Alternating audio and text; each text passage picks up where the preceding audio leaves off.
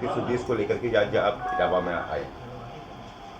देखिए, हमारी सभी ज़िलों में जन सुनवाई होती है, तो जन सुनवाई है, कुछ निरीक्षण हैं, जैसे जेल निरीक्षण है, जैसे हॉस्पिटल निरीक्षण है, जैसे आज एक आंगनबाड़ी केंद्र पर एक प्रोग्राम था, उसमें गोद भराई और अन्नप्राशन का था प्रोग्राम।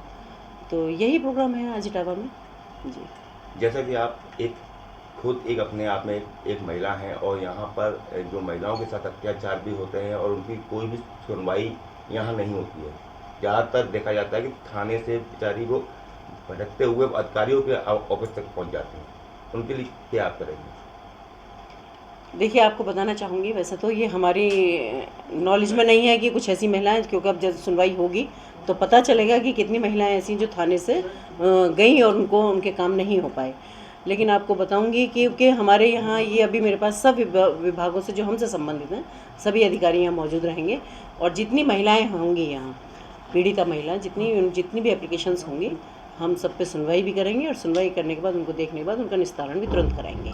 जहाँ तक की अगर बात की जाए तो आपकी जन सुनवाई के कारण से कई महिलाएं यहाँ पर उपस्थित हुई हैं, वो भी इसी बात को कह रही है कि हमारे थाने पे कोई सुनवाई नहीं हुई, ना ही अधिकारियों की है, तब मैं आज यहाँ पर आई हूँ। मुझे लगता है कि आज हम जन सुनवाई करेंगे और सब अधिकारियों से मिलेंगे तो शायद आगे शिकायत हमारी बहनों की नहीं रहेगी कि मैं थाने पे गई और वहाँ सुनवाई नहीं हुई, अगर ऐसा है तो।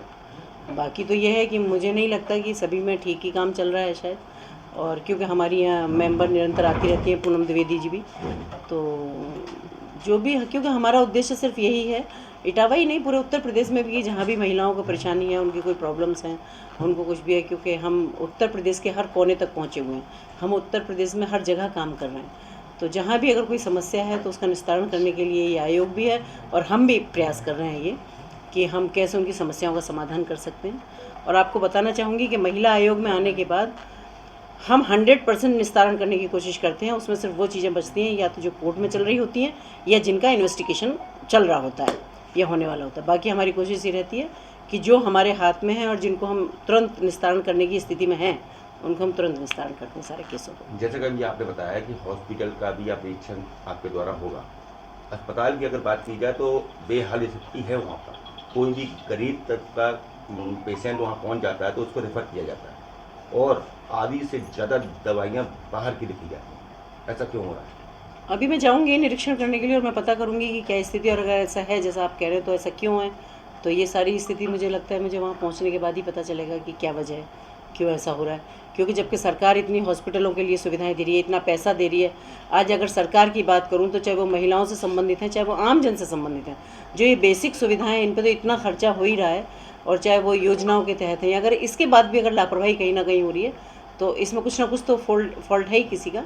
तो आज हम देखते हैं कि ऐसी, अगर आप लोग कह रहे हैं तो क्यों है ऐसी, क्या वजह है कि जिसके लिए दवाइयाँ बाहर से लिखी जा रही हैं और हॉस्पिटल से रेफ़र किया जा रहा है।